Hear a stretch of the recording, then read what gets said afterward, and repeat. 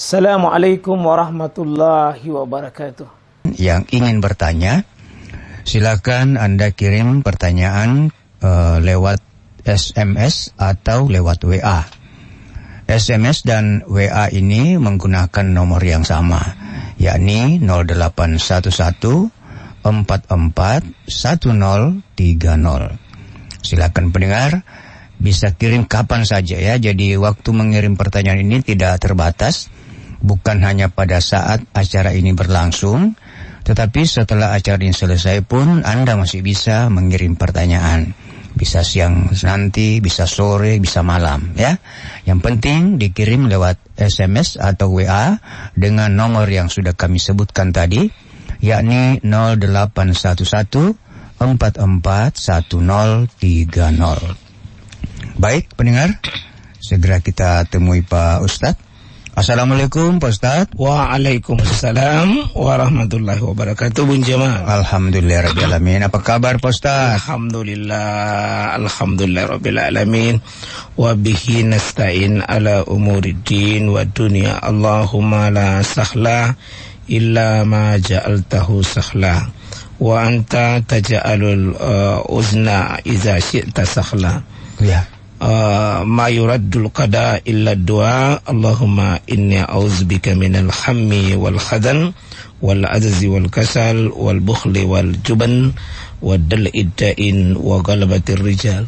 Ya, alhamdulillah Bun Jamal. apa nyebutuan Pak Ustaz? Kalau bula bunjukulang. Alhamdulillah itu pertama. Ya. Allahumma la sahla illa ma ja'altahu sahla. Ya Allah, tidak ada kemudahan kecuali apa yang kau jadikan mudah. Oh, ya. Wa anta taja'al huzna illa ma iza syi'ta sahla. Ya Allah, tidak ada kemudahan kecuali apa yang kau jadikan mudah. Sedang yang susah bisa engkau jadikan mudah jika engkau kehendaki. Oh, gitu. Yang susah saja bisa jadi mudah. Kalau Allah kehendaki. Apalagi yang muda memang. Apalagi yang muda memang. Ya, kayak saya lah ini Pak Ustadz ya. Masih muda memang. Karena baru bertumbuh giginya. Astagfirullah. Iya, jadi bercanda Pak Ustadz. Iya. Apa tuh mau Pak Dem Pak Ustadz? Saya kira memang begitu Bun Jamal ya. Iya Pak Ustadz. Kalau minimal itu kita yang menghibur diri kita sendiri. Iya. Ngomong-ngomong ini soal bercanda Pak Ustadz ya. Karena pernah juga saya dinasihati orang. Jangan kita terlalu serius, terlalu tak lewat-lewat kalau bercanda Ki. Apakah memang ada hadis kah atau apa Pak Ustadz yang mengatur ini soal bercanda ini Pak Ustadz? Iya, banyak. Ya, di antaranya Pak Ustadz. Artinya bahwa bercanda itu satu, aturannya adalah jangan berbohong. Oh iya. Dalam bercanda. Oh begitu Pak Ustadz. Iya. Oh iya. Berbohong. Bercanda silakan bercanda. Tapi jangan jangan mencandakan karena bilang main-main jadi biar dibohong. Iya, jangan. Oh iya. Yang kedua, jangan kita menyakiti orang karena biasa bercanda tetapi justru menyakiti orang. Oh iya. Jangan juga bercanda dengan sesuatu yang memang katakanlah untuk memuji seseorang yang berlebih-lebihan dan tidak ada pada dirinya. Oh begitu.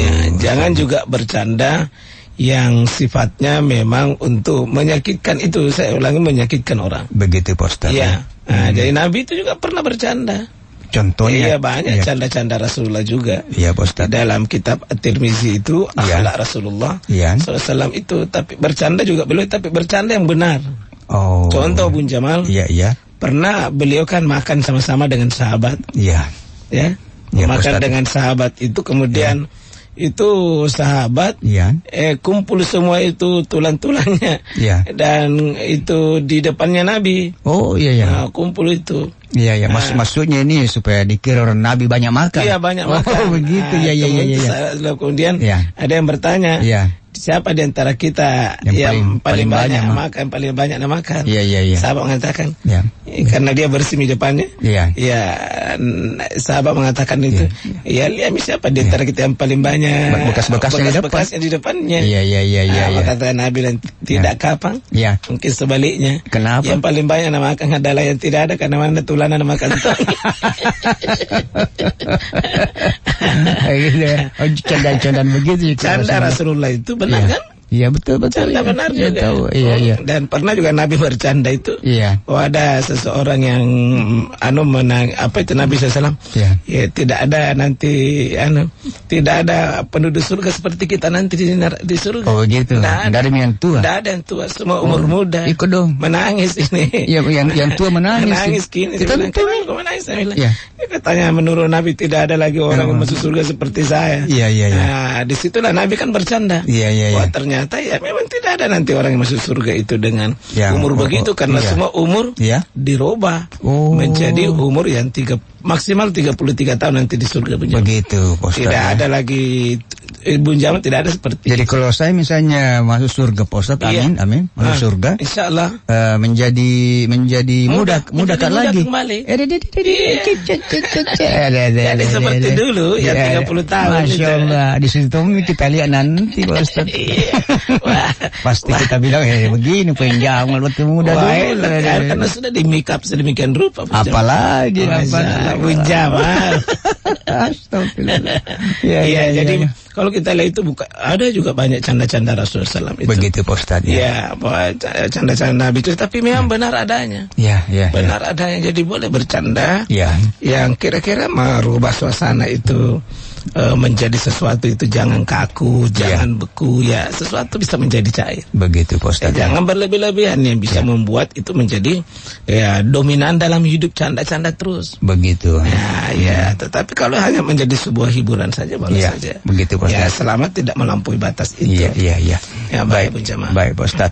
Nah, seperti biasa Pak Ustaz, kesepakatan kita sebelum kita mulai menjawab pertanyaan dari pendengar. Iya. Kita bahas lagi salah satu cara jitu untuk membuat masalah itu menjadi anugerah. Iya.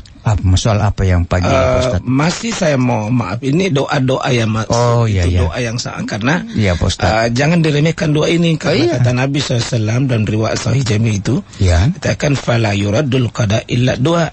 Tidak ada yang dapat menolak qada, itu keputusan Allah Bun Jamal, kecuali doa. Oh begitu Pak Ustaz. Doa itu dahsyat, lebih dahsyat dari segalanya. Begitu Pak Ustaz. Lebih dahsyat dari gunung, lebih dahsyat daripada seluruh yang paling kuat di dunia, tidak ada mengalahkan itu. Doa itu. Karena dia bisa menolak takdir ketentuan Allah Subhanahu wa taala. Begitu Pak Ustaz. Begitu dahsyatnya itu. Jadi sesuatu yang sudah ditentukan oleh Allah. Kalau kita khusyuk berdoa dan Allah mengabulkan doa itu, bisa berubah keputusan. Itu keputusan. Kalau Allah merubah karena Allah yang memutus, yang memutuskan, Allah juga merubah. Iya, Ustaz. Tidak ada yang bisa memaksa Allah. Doa itu adalah sebuah luar biasa kekuatan. Bisa merubah takdir. Begitulah sehingga jika kita ada dalam keadaan kesedihan, ada misalnya masalah, karena nanti kan masalah kita itu kan beragam juga. Faktor juga penyebabnya itu ada. Ada mungkin karena sakit, ada mungkin karena problem rumah tangga, ada mungkin karena problem kehidupan sehari-hari. Mungkin karena problem di urusan kerja kita, dan seterusnya urusan anak, urusan tetangga dan sebagainya urusan bisnis. Kalau di sini ada salah satu yang menjadi problem itu adalah ketika berhubungan dengan utang, lalu tidak bisa selesai utang, tutup lubang gali lubang, dan penagih datang marah-marah, bahkan sudah menyebut polisi dan membawa algojo Bun Jamal. Disitulah kalau datang itu salah satu yang Nabi SAW ajarkan kepada kita itu antara lain Allahumma kfini bihalalika an haramik. Allahumma kfini bihalalika an haramik. Jadi Allahumma kfini bihalalik. Ya Allah, cukupkanlah dengan aku dengan apa yang kau halalkan itu. Jadi yang cukup yang halal saja Allah, jangan yang haram. Kemudian wa agni bi fadlika an man siwak, dan aku tidak membutuhkan lagi yang sesuatu yang engkau haramkan ya Allah. Cukuplah aku untuk mendapatkan itu yang memang membutuhkan yang darimu itu. Kemudian kita lanjutkan ini, mengucapkan Allahumma inni a'udzubika minal hammi wal hazan. Ya Allah, sesungguhnya aku berlindung kepadamu dari duka dan sedih. Duka dan sedih. Jadi aku berlindung daripadamu dari duka dan sedih, hammi wal hazan, wal ajzi wal kasal, kelemahan dan kemalasan. Jadi kelemahan dan kemalasan. Karena dua ini penyakit ini. Malas dan lemas. Malas dan lemas. Iya, kemudian duka sedih. Iya, duka dan sedih.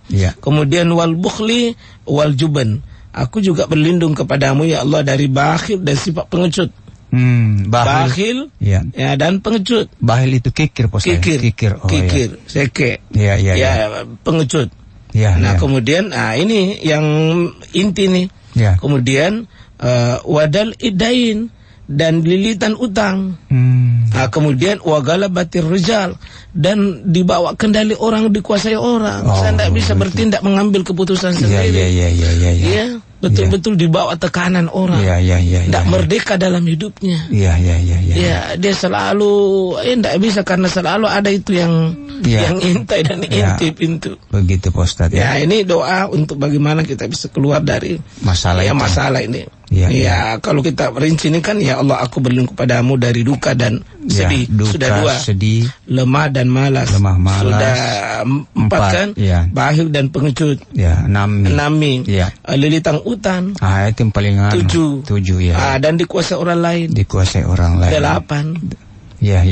Saya ulangi ya. Allahumma inni a'udzubika minal hammi wal hazan wal ajzi wal kasal wal bukhli wal juban wadal idain wa galabatir rijal. Itu ya Allah, sesungguhnya aku berlindung kepadamu dari duka dan kesedihan, kelemahan dan kemalasan, kebakhilan dan sifat pengecut, lilitang utan dan dikuasai orang.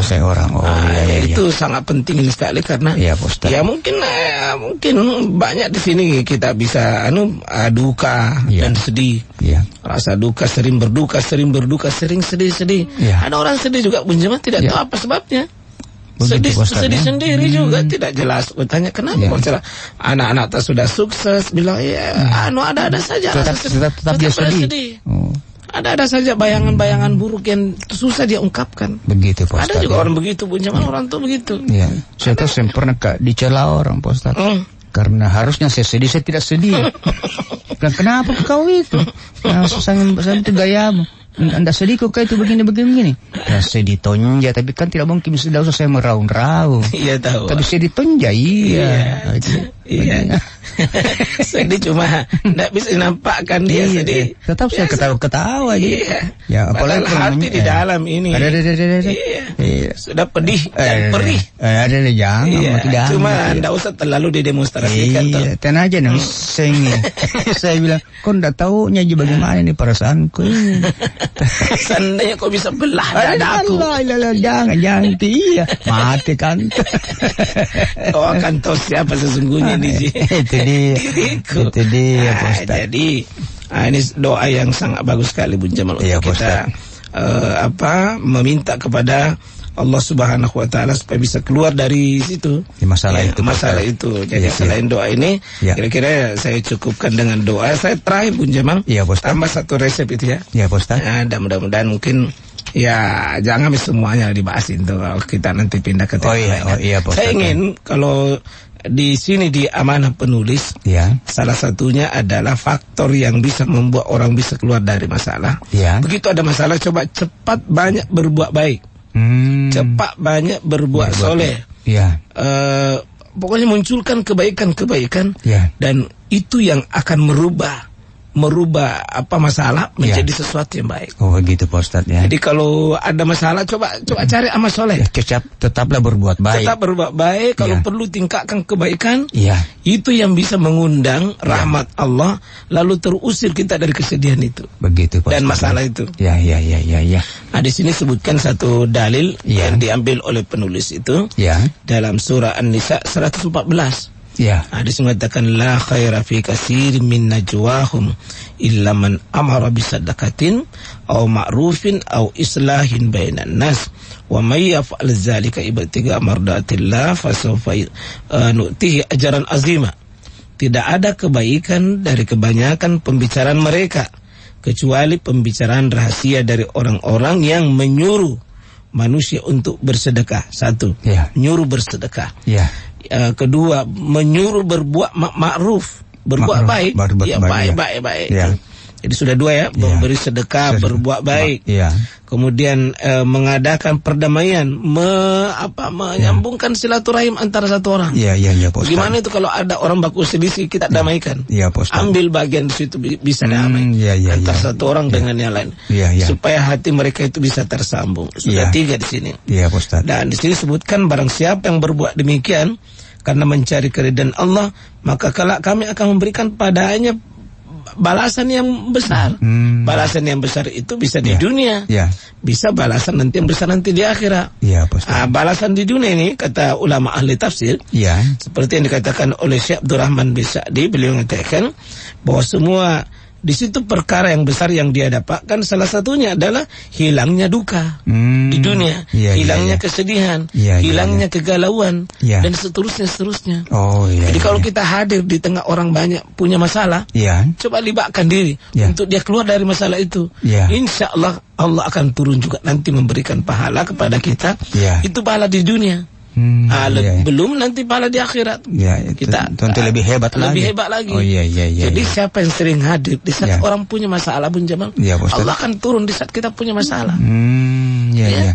Saya pernah mengalami satu peristiwa ini, Pak Ustaz. Kebetulan ada tetangga itu dia bertengkar sama istrinya. Dan saya lihat sudah terjadi kekerasan, Pak Ustaz. Jadi saya belum tahu itu ada ayat begitu, Pak Ustaz. Ada pesan-pesan begitu. Saya merasa terpanggil untuk ke sebelah, mencoba-coba ya, kalau bisa menasihati atau mendamaikan. Tapi baru kamu melangkah masuk di pintunya, ditunjuk sama suaminya, jangan ikut campur. Ini urusan keluarga. Jangan campur, jangan coba-coba ikut campur. Ini urusanku. Jadi tidak jadi. Langsung keluar, iya, Pak Ustaz. Bahaya. Malaki. Karena jangan coba-coba. Ini urusan sama keluarga. Jangan coba-coba. Soalnya aja justru yang paling pulang mas saja. Gitu, Pak Ustaz. Emang tidak mudah juga masuk dalam wilayah-wilayah seperti ini. Iya, Pak Ustaz. Ya, artinya kalau orang sudah sedang mengamuk begini, lalu kita hadir, ya biasanya namanya siapapun jangan coba-coba. Minimal kita ada niat, Pak Ustaz. Minimal ada niat. Karena kemungkinan begini, nanti ada orang kan katakanlah suami istri itu bermasalah. Pak Ustaz. Lah kan tenang gini cuma pisah tempat tidur sekian hari. Bagaimana kita hadir di tengah mereka untuk menyambungkan. Begitu, Pak Ustaz. Kita lah menjadi, katakanlah mempertemukan mereka, mencari mediator di antara mereka. Mediasi mereka untuk ada yang mungkin bisa mempertemukan mereka. Itu bisa saya kalau sedang mengamuk, Bun Jamal, coba kucing lagi, Pak Ustaz. Terus sementara berkelahi, jangan coba-coba. Karena dia tidak tahu itu ini Bun Jamal atau Pak Kiai. Dia tidak tahu. Kalau orang sedang marah itu kan tertutup sebagian dari akal sehatnya. Begitu, Pak Ustaz. Mungkin malah orang tua bilang jangan, mungkin orang yang paling dituakan di situ jangan coba-coba karena emosinya sudah tertutup, akalnya sudah tertutup. Dia tidak lihat kita sebagai orang yang dituakan. Sudah itu nabi kemana kodon dia, tambah malu tambah tidak bisa kodon baik. Begitu deh. Tapi kalau sudah masih ini memanglah begitulah kehidupan kita. Jadi yang jelas begini, kalau ada orang bermasalah, coba kita hadir. Insya Allah akan kita dapatkan kebaikan. Jadi kalau ada orang susah, coba libatkan diri supaya dia keluar dari susahnya. Begitu juga nanti kita dapat susah, Allah juga akan beri kita. Begitu, Pak Ustaz. Allah akan kasih juga kita solusi yang bisa membuat kita lebih tenang. Baik, Pak Ustaz. Yang jelas kebaikan di saat itu tidak akan pernah tertukar. Tidak akan pernah tertukar. Baik, cara Allah membalas itu pasti lebih baik. Baik, Pak Ustaz. Nah, baik, sekarang kita buka pertanyaan ini, Pak Ustaz. Ada ini, pada ada sebutnya cerita, Pak Ustaz. Nanti kita mesti jawab pertanyaan dulu, Pak Ustaz. Jawab pertanyaan baru cerita ada tuh cerita-cerita mengenai bagaimana kalau Rasulullah bercanda, Pak Ustaz. Tapi nanti Pak Ustaz. Silakan. Ini dulu pertanyaan dulu penting. Pertanyaan dulu. Ada ini pertanyaan yang dikirim oleh dokter ini, Pak. Dokter, apakah DR tulisannya, Pak Ustaz? DR Sulastri. Bukan saja dokter ini, beliau profesor kita. Oh gitu dia? Iya, guru pendengar kita. Oh, DR Sulastri. Iya. Di Jalan Bulldozer. Iya. Waktu beliau menjadi Profesor? Profesor itu kan beliau undang saya dan kita sebenarnya cuma tidak sempat kita waktu itu. Oh, kan. menyesalku itu pada mau kita ketemu ibu dokter ini. Beliau mengundang saya sebagai beliau mengatakan saya juga terinspirasi banyak saya punya dapat dari Permai Baru. Oh, begitu. Iya. Beliau undang khusus waktu itu dan saya merasa terinspirasi juga banyak hal dari Permai Baru. Iya. Beliau mendapat profesor, alhamdulillah luar biasa. Luar biasa. Iya, profesor di bidang bahasa beliau. Iya. Kita pendengar setia kita ini. Oh, Jalan Bulldozer Pak Ustaz. Iya. Jangan coba-coba itu kan banyak bulldozer. Ini ada doser. Pada Ibu Profesor Dr. Sulastri. Iya. Guru besar di UNM. UNM. Oh ya. Jadi Profesor Sulastri Pak Ustaz ya, di Jalan Bulldozer. Beliau berkata begini Pak Ustaz. Semoga Pak Jamal dan Pak Ustaz dapat rahmat dan hidayahnya. Ya, sama-sama Ibu Prof ya, sama-sama Ibu Prof. Insyaallah kita sama-sama karena rahmat dan hidayah ini kan ajaib dan misteri juga Bu Juma. Siapa saja kan? Iya Pak Ustaz. Allah kasih dan semoga kita rumah tangga kita melimpah semua para pendengar kita semuanya. Iya Pak Ustaz. Karena ini tidak ada yang paling mahal melebihi ini rahmat dan hidayah. Iya Pak Ustaz. Dan itu yang diminta setiap 17 kali ketika kita sholat kan. Begitu Pak Ustaz. Nah, baik. Nah, Profesor Sulastri selanjutnya berkata begini Pak Ustaz. Apakah boleh tidak atas persetujuan suami bersedekah karena uang sendiri yang dipakai untuk bersedekah? Jadi ada seorang istri bersedekah pakai uangnya sendiri, tetapi tidak atas persetujuan suami. Apakah boleh begitu Pak Ustaz? Ya, tentu karena uang itu kan ada dua macam kan? Ya Pak Ustaz. Dalam mungkin bingkai rumah tangga setiap kaum muslimin itu mungkin beda-beda. Iya Pak Ustaz. Ada uang itu dipegang oleh istri, penghasilannya dari suami. Berarti uang itu uang suami yang dititip kepada istri. Yang tentu mungkin untuk dijaga, untuk diatur sedemikian rupa. Iya Pak Ustaz. Nah, kalau uangnya suami, ya itu tergantung nanti kesepakatan antar istri dengan suami. Apakah uang ini mutlak untuk belanja, atau memang bisa dipakai untuk bersedekah. Nah, nanti mungkin sedekahnya ada juga biasa kan namanya aturan-aturan tidak tertulis. Tapi mungkin ada kesepakatan antar suami istri. Bahwa boleh saya bersedekah ini ya selama masih batas-batas yang wajar. Masih batas-batas yang kira-kira ada itu istilahnya kalau sekian sampai sekian silakan atur sendiri. Oh begitu. Masa setiap mau bersedekah konsultasi lagi dengan saya. Sesal mau menelpon lagi.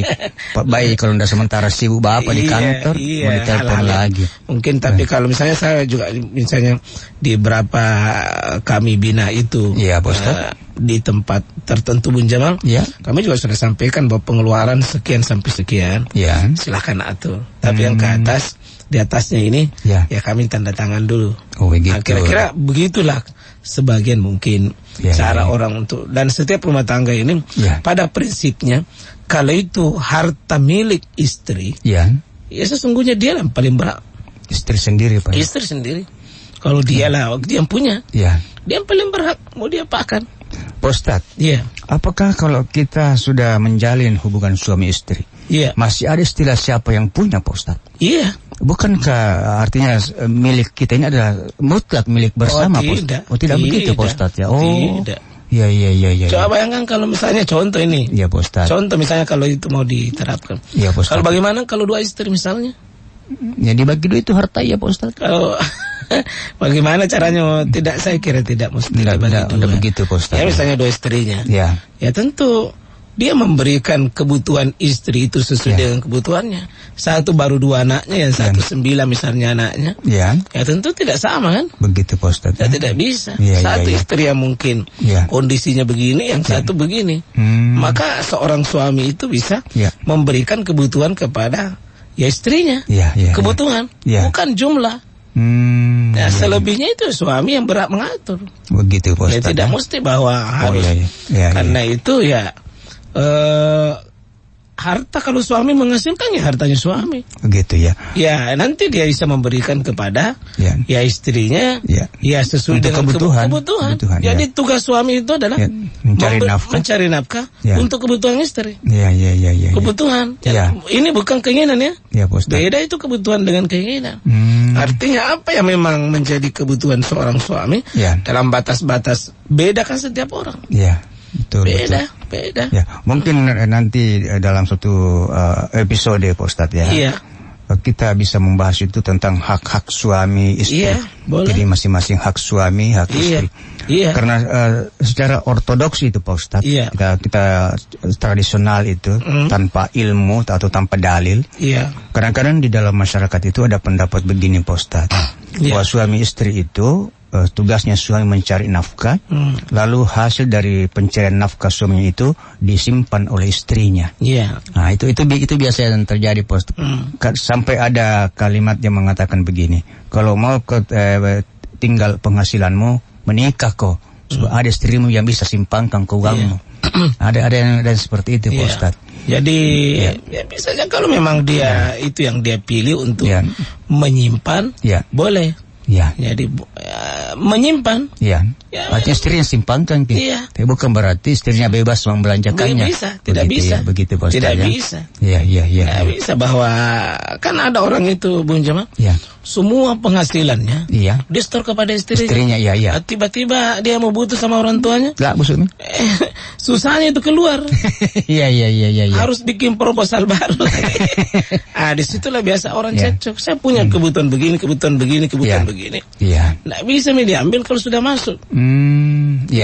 Ada yang malah terjadi itu seorang istri pergi tuntut semua penghasilan suaminya. Nggak bisa. Begitu, karena ada penghasilan misalnya tetap begini. Tetap serahkan semua. Ada penghasilan lain-lain yang tidak tetap. Itu yang dia simpang oleh suaminya sendiri. Mau tahu semua, tidak bisa. Begitu Ustadz. Suami itu cuma berkewajiban. Apa kebutuhan Anda? Rumah tangga. Apa kebutuhan Anda? Rumah tangga. Ya suami yang tanggung. Karena yang punya rumah tangga adalah suami. Yang berhak mencari nafkah dan menanggung semua itu adalah suami. Kebutuhan. Bukan keinginan. Tentu bervariasi lah setiap antara rumah tangga satu dengan rumah tangga lain, kebutuhannya beda-beda. Antara istri satu dengan istri yang lain, kebutuhannya beda-beda. Tidak mesti harus sama. Begitu Pak Ustadz. Tidak mesti harus sama. Baik. Dan memang problematik itu juga tersendiri. Banyak problem kita itu lahir dari sebuah pengelolaan di rumah tangga. Pernahkah itu sebagai orang tua Pak Ustadz? Pernahkah juga ditanya orang? Dia bilang, Om, saya bilang, kenapa kok? Dia bilang, menurut kita Om, harus itu penghasilanku saya store semua sama istriku.